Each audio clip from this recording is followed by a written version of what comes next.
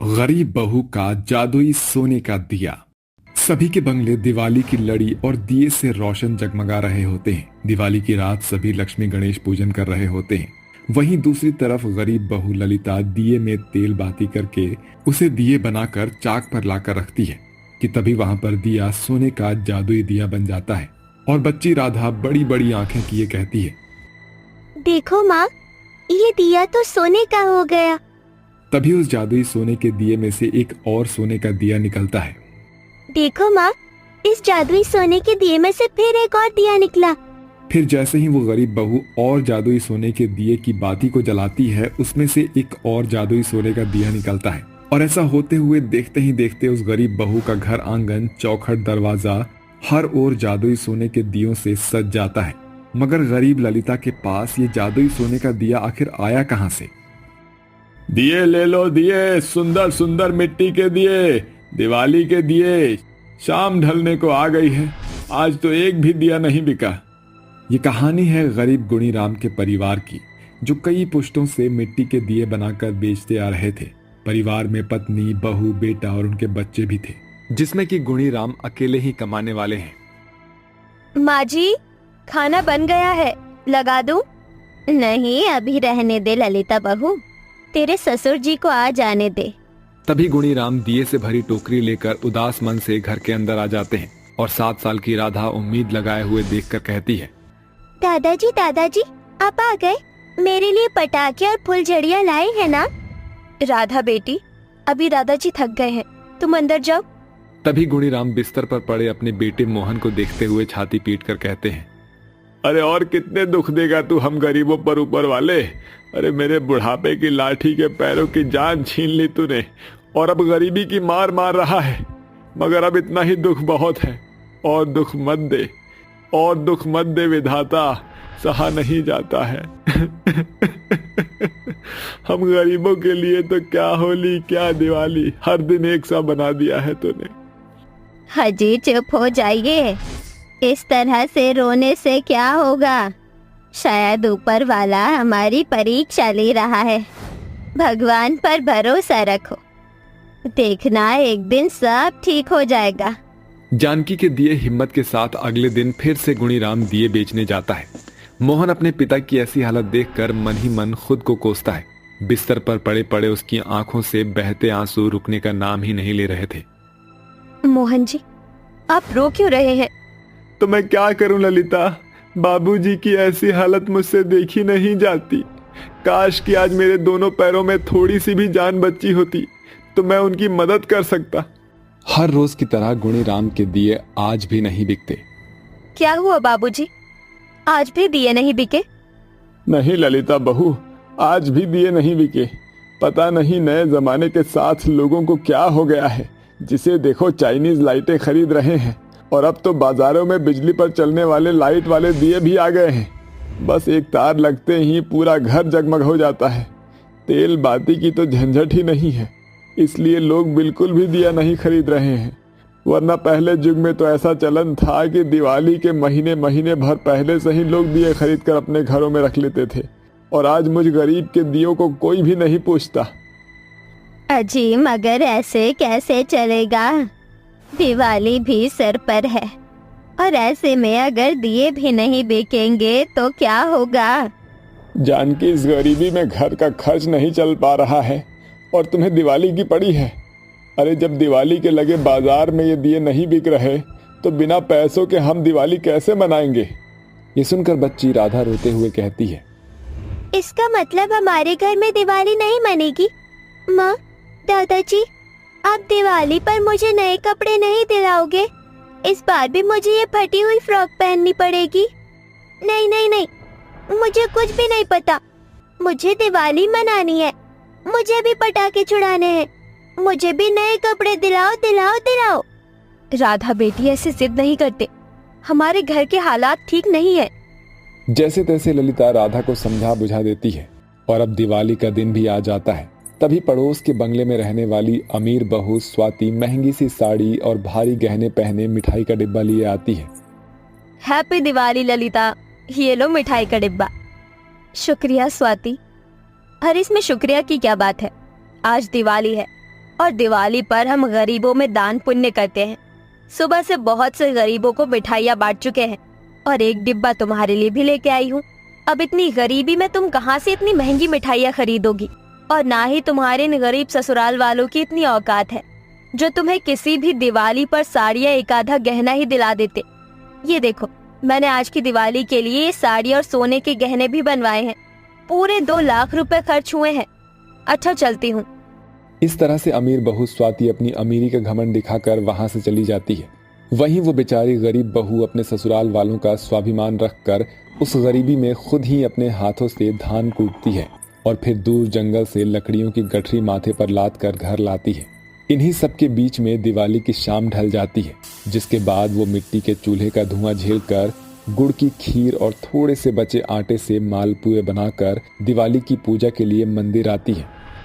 माँ जी, बाबूजी, मैं माँ लक्ष्मी के मंदिर जा रही हूँ दिवाली की पूजा करने। थोड़ी देर में वो मंदिर पहुंच जाती है, जहां एक 70-80 साल की बुढ़िया सीढ़ी पर बैठी भीख मांग रही थी।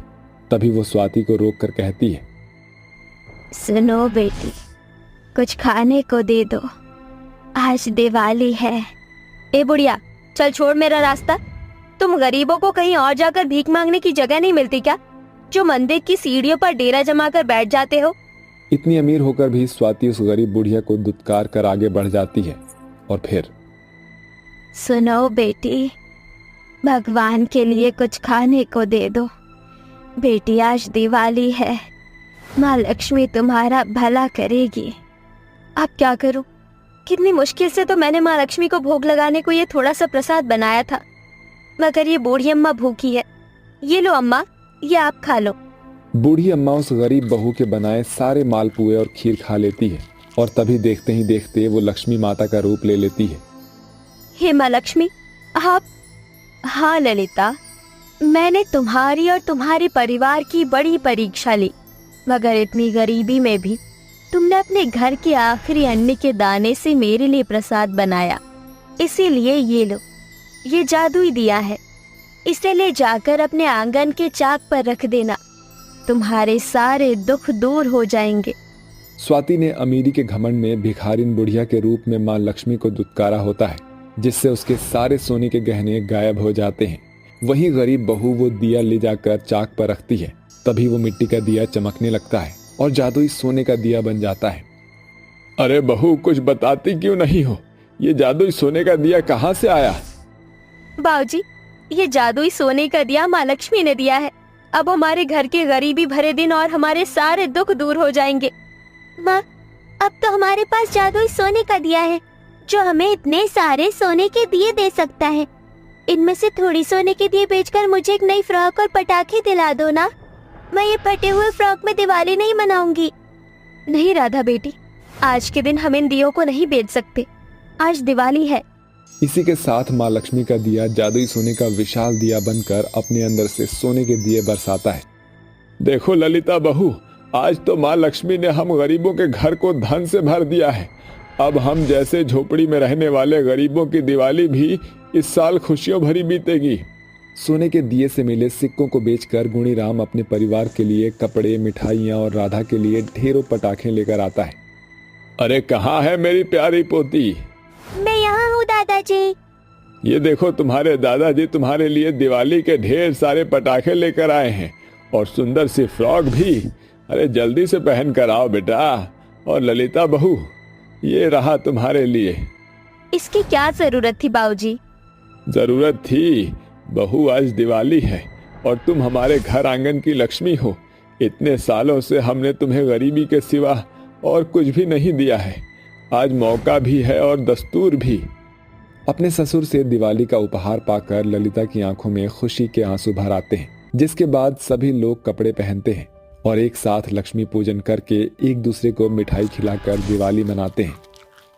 पंडित जी, मुझे मेरे बेटे अमर के लिए सुंदर और अमीर घर की लड़की चाहिए, ताकि जब वो आए तो साथ में बहुत सारी लक्ष्मी लेकर आए। बहन जी, मैं शादी करवाने में A1 पंडित हूँ। जैसा लोगों ने बोला वैसा ही सेम टू सेम रिश्ता में लेकर जाता हूँ। आप फिक्र मत करिए, बस कुछ दिनों में ऐसी ही लड़की का रिश्ता लाकर मैं आपके सामने रख दूंगा। कुलवंती का परिवार शहर के रईस परिवारों में से एक होता है, जिससे कुलवंती के अंदर काफी लालच और घमंड होता है। इसीलिए वो अमीर बहू की तलाश में होती है जो साथ में काफी सारा पैसा ला सके। लेकिन कुलवंती का ये सपना टूटने में ज्यादा देर नहीं लगती जब उसका इकलौता बेटा अमर एक काली लड़की से शादी करके उसे घर लाता है बहू बनाकर। अमर, ये तूने क्या किया? तूने इस गरीब और काली लड़की से शादी करके इसे इस खानदान की बहू बना दिया। मैं इसे इस घर की बहू कभी नहीं मान सकती। अरे इसकी हैसियत ही क्या है? माँ, आपको जो भी कुछ बोलना है मुझे बोलो ना कि मेरी पत्नी को। मैं रेवती से बहुत प्यार करता हूँ। रेवती का इस दुनिया में कोई भी नहीं है। रेवती बहुत अच्छी लड़की है माँ, और वो बहुत अच्छी बहू भी साबित होगी। अगर आप इस शादी को मंजूर नहीं करोगी तो मैं और रेवती ये घर छोड़कर चले जाएंगे। अमर, तू ये क्या बोल रहा है? इस उम्र में अपनी माँ को छोड़कर चला जाएगा? ये धन दौलत सब तेरा ही तो है। अगर तू चला जाएगा तो मैं इस धन दौलत का क्या करूंगी? अगर तू इस लड़की से इतना ही प्यार करता है तो ठीक है, मैं इसे इस घर की बहू स्वीकार करने के लिए तैयार हूँ। माँ, आप सच में इस दुनिया की सबसे अच्छी माँ हो। कुलवंती शादी को स्वीकार तो कर लेती है, लेकिन कुलवंती के इरादे कुछ ठीक नहीं होते। तूने अपने झूठे प्यार के नाटक में मेरे बेटे को फंसाकर ठीक नहीं किया। अगर कुछ दिनों में तुझे इस घर से रफा दफा नहीं किया तो मेरा नाम भी कुलवंती नहीं।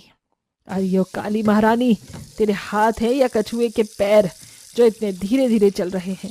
जल्दी जल्दी बर्तन धो, अभी और भी बहुत सारे काम करने हैं। बर्तन धोने के बाद तुझे सारे कपड़े धोने हैं और फिर घर की सारी सफाई भी करनी है। ठीक है माँ जी। अरे ये क्या, ये तो कुछ बोल ही नहीं रही है और बिना कुछ कहे सारी काम कर रही है। ऐसे कैसे चलेगा? कुलवंती, तुझे कुछ ना कुछ तो करना ही पड़ेगा, वरना ये तो दीमक की तरह इस घर में ही चिपक जाएगी। एक काम कर, मेरे लिए एक कप गर्मा गर्म चाय बना कर ले आ। ठीक है माँ जी, मैं अभी आपके लिए चाय बना कर लाती हूँ। रेवती कुंती के लिए चाय बनाने लगती है। रेवती जैसे ही कुलवंती के पास चाय का कप लेकर आती है तो कुलवंती चुपके से रेवती के पैरों में अपना पैर अड़ा देती है, जिससे चाय सीधी जाकर कुलवंती की साड़ी पर गिरती है। मोरी मैया, जला दिया रे मुझे। हाँ, जला दिया। अरे ओ करम जली, अगर काम करना नहीं आता तो क्यों करती है?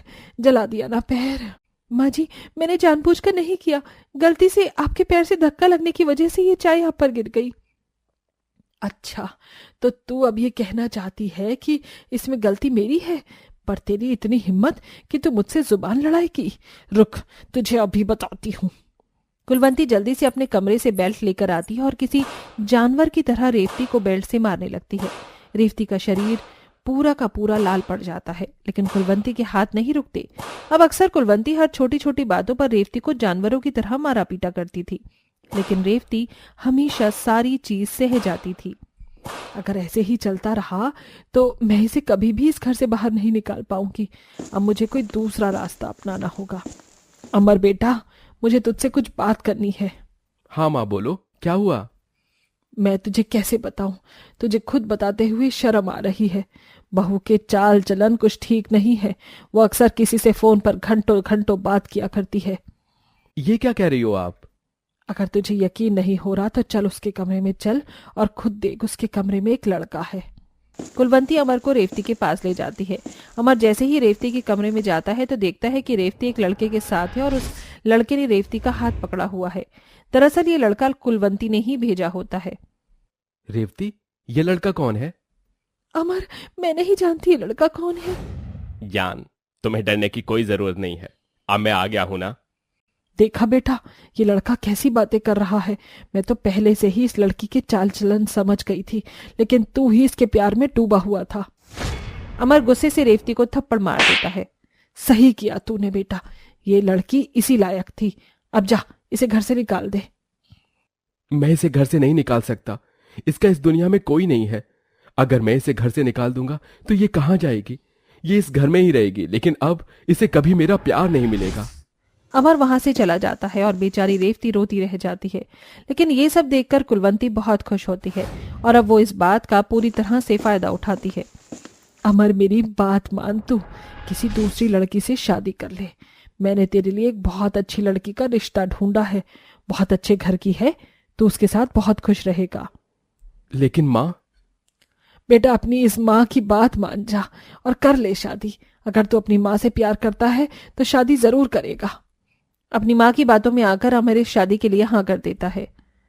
अरे यो करमजली, सुन, कल दिवाली है तो आज घर की सारी सफाई हो जानी चाहिए और सजावट भी, वरना तेरी हड्डियां तोड़ के रख दूंगी अगर कल तक सारा काम नहीं हुआ तो। कल दिवाली है, कल तो ये मुझसे जरूर बात करेंगे। कल के दिन तो मैं उन्हें जरूर मना लूंगी। इसी आस में रेवती घर की साफ सफाई करती है और पूरे घर को लाइटों से सजा देती है। दिवाली के दिन रेवती अच्छे से तैयार होकर अपने पति का इंतजार कर रही होती है, लेकिन जैसे ही अमर आता है तो उसके साथ एक लड़की शादी के जोड़े में खड़ी होती है। अमर, मेरे होते हुए आप किसी और लड़की से शादी करके उसे इस घर की बहू बना कर ले आए। ये आपकी पत्नी नहीं हो सकती। आपकी पत्नी तो मैं ही हूँ। बदचलन कहीं की, तुझ जैसी को पत्नी बनाने से अच्छा है कि मेरा बेटा बिन शादी के ही रह जाए। खड़े खड़े मेरी शक्ल क्या देख रही है? जा, मेरी कोरी बहू और अपनी कोरी सौतन का स्वागत कर। ये सब रेवती के लिए बहुत भयानक होता है। आंखों में आंसू लिए रेवती अपनी गोरी सौतन का स्वागत करती है।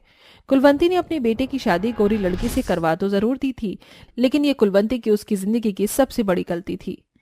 इसके पास तो बहुत सारा पैसा है, जैसे तैसे करके इस बुढ़िया से मुझे सारा पैसा हड़पना होगा, वरना ये सारी जायदाद अपनी बेटे के नाम कर देगी। आयशा जल्दी से अपने बॉयफ्रेंड को कॉल करती है और रात होते ही आयशा का बॉयफ्रेंड सुमित घर आ जाता है और चुपके से कुलवंती के कमरे में घुस जाता है और उसकी तिजोरी से सारा सामान चोरी करने लगता है कि तभी बचाओ, घर में चोर घुस आया है, बचाओ बचाओ। हे बढ़िया, चुप कर। ये चाकू देख रही है? तेरे पेट में घुसा दूंगा, फिर जिंदगी भर के लिए तेरी आवाज बंद हो जाएगी। कौन हो तुम? छोड़ो माँ जी को। चुप कर, वरना तेरा भी खेल खत्म कर दूंगा। रेवती काफी होशियार होती है, जिसके चलते वो चुपके से अपने साथ डंडा भी ले आती है और मौके का फायदा उठाकर सुमित को मारने लगती है। तभी वहां अमर और आयशा भी आ जाते हैं, जिसके बाद सुमित सारी हकीकत बता देता है। तुम दोनों को तो जेल भेज कर रहूंगा। मेरी तो किस्मत में एक अच्छी पत्नी का सुख है ही नहीं। अमर बेटा, ऐसा नहीं है। उस दिन रेवती के कमरे में जो लड़का था उसे मैंने ही भेजा था, ताकि मैं रेवती को तेरी नजरों में गलत साबित कर सकूं। माँ, आपको जरा भी शर्म नहीं है अपने ही बेटे का घर उजाड़ते हुए? मुझे शर्म आती है आपको माँ बोलने में। अपनी माँ को माफ कर दे, मैं बहुत शर्मिंदा हूँ। माँ जी को अपनी गलती का एहसास हो गया है, ये काफी है। वो आपकी माँ है, आप उनके साथ ऐसे नहीं कर सकती। उन्हें माफ कर दीजिए। अमर अपनी माँ को माफ कर देता है, जिसके बाद अब कुलवंती रेवती को दिल से अपनी बहू के रूप में स्वीकार करती है और फिर रेवती अपने पति और अपनी सास के साथ खुशी खुशी दिवाली का त्योहार मनाती है।